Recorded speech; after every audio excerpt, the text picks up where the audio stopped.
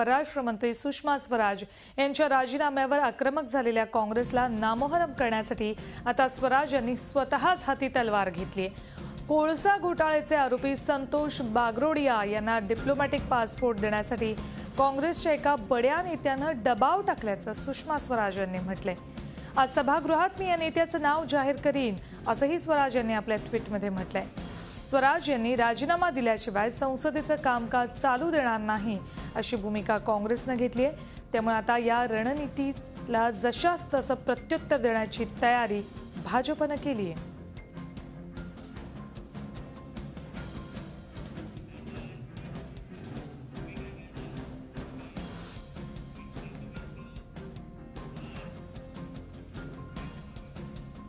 कोळसा घोटाळ्याचा आरोपी संतोष बागरोडिया याला डिप्लोमॅटिक पासपोर्ट मिळावा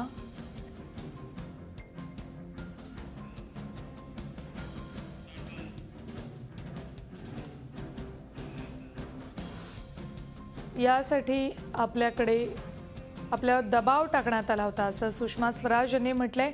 दरम्यान सुषमा स्वराज यांच्या या इशाऱ्याचा विरोधकांवर काय परिणाम होतो हे पाहणं महत्त्वाचं आहे। आज संसदेच्या पावसाळी अधिवेशनाचा दुसरा दिवस आहे। काल पहिल्या दिवशी राज्यसभेमध्ये विरोधकांच्या गोंधळामुळे कामकाज होऊ शकलं नाही। वारंवार कामकाज तहकूब झालं। सरकार चर्चेला तयार असल्याचं अर्थमंत्री अरुण जेटली यांनी सांगितलं। मात्र सुषमा स्वराज, वसुंधरा राजे आणि शिवराज सिंग चौहान यांच्या राजीनाम्याच्या मागणीवर विरोधक अडून राहिले। लोकसभेत काल श्रद्धांजली वाहून कामकाज तहकूब करण्यात आलं होतं। आज दोन्ही सभागृहांमध्ये गदारोळ होण्याची शक्यता आहे। दुसरीकडे दिल्लीत रस्त्यावरही काँग्रेसनं आंदोलन छेडले। काल जंतर मंतरवर झालेली निदर्शनं आजही सुरू राहण्याची शक्यता आहे।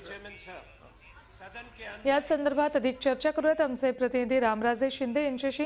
राम, काल दिवसभर वातावरण अतिशय तणावपूर्ण होतं असं म्हणावं लागेल। एकीकडे भाजपला कामकाज सुरू ठेवायचं होतं, दुसरीकडे काँग्रेस सतत गदारोळ करत होतं, गोंधळ घालत होतं। मात्र आज सकाळीच सुषमा स्वराज यांनी जे ट्विट केलं त्यानंतर हे वादळ काँग्रेसकडून शमेल असं वाटतंय। नाही, बिलकुल, कारण नरेंद्र मोदी यांनी पहिल्यांदाच एनडीएची बैठक बोलवली होती, कारण या बैठकीच्या माध्यमातून काँग्रेसवर विरोधकावर आक्रमक होतावं। मात्र पहिला दिवस जो होता राज्यसभेचा तो वादळी ठरला। सुषमा स्वराज असतील, वसुंधरा राजे असेल, त्याचबरोबर ललित मोदी असेल यांच्यावर आरोपाच्या फैरी झाल्या गेल्या आणि यांचा राजीनामा द्यावा यासाठी 4 वेळा तहकूब सुद्धा करण्यात आलं होतं।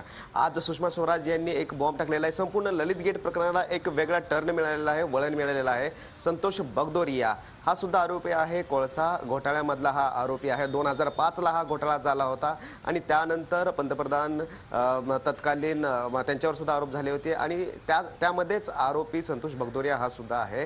त्याच्यावर सुद्धा डिप्लोमॅटिक व्हिसा देण्यासाठी आपल्यावर दबाव आणण्यात आला होता। काँग्रेसच्या सरकारमधल्या बड्या नेत्यानं दबाव आणला होता, मंत्र्यांनी दबाव आणला होता। मात्र हे ट्विट करून सुषमा स्वराज यांनी सांगितलेलं आहे, परंतु आपण सभागृहामध्ये त्या नेत्याचं नाव सुद्धा घेणार आहे। पलटवार करण्यात आलेला आहे। सकाळीच निदर्शन केली जाणार आहेत। सोनिया गांधी त्याचबरोबर राहुल गांधी हे दोघंही सभागृहाच्या बाहेर निदर्शन करणार आहेत। तर त्याच्या अगोदरच सुषमा स्वराज यांनी ट्विट करून मोठं धोबी पछाड दिलेला आहे असं म्हणावं लागेल। आता सभागृहामध्ये गोंधळ तर होणारच आहे, मात्र तो नेता कोण हा प्रश्नचिन्ह राहिलेला आहे की ज्यांनी संतोष बागदोरिया यांना सुद्धा डिप्लोमॅटिक व्हिसा द्यावा म्हणून दबाव आणलेला आहे, प्रेशर आणलेला आहे। आणि आज सभागृहामध्ये सुषमा स्वराज तो मुद्दा मांडणार आहेत। त्याच्यामुळे आता काँग्रेसची स्ट्रॅटेजी काय ठरते हे पाहावं लागणार आहे। सर्वात महत्त्वाचं आणखीन 9:30 वाजता एक बैठक बोलवली जाणार आहे, भाजपची बैठक बोलवली जाणार आहे। त्यामध्ये नरेंद्र मोदी असतील, अमित शहाजी असतील, त्याचबरोबर सर्व भाजपचे खासदार सुद्धा असतील। या खासदारांना घेऊन संपूर्ण नियोजन केलं जाणार आहे। सभागृहामध्ये काय करायचं, कशा प्रकारे तुटून पडायचं आहे, आक्रमक कसं व्हायचं आहे, कोणत्या मुद्द्यांना विरोध करायचा आहे, संपूर्ण स्ट्रॅटेजी असणार आहे ती या बैठकीमध्ये ठरली जाणार आहे। त्यामुळे आजचा दिवस हा महत्त्वाचा असणार आहे, कारण एक वेगळा भाजप पूर्ण तयारीनिशी सभागृहात येईल असंच म्हणावं लागेल। वेळोवेळी तुमच्याकडनं अपडेट्स घेत राहणार आहोत राम। तुर्तास धन्यवाद या संपूर्ण माहितीबद्दल। झी 24 तास रहा एक पाऊल पुढे।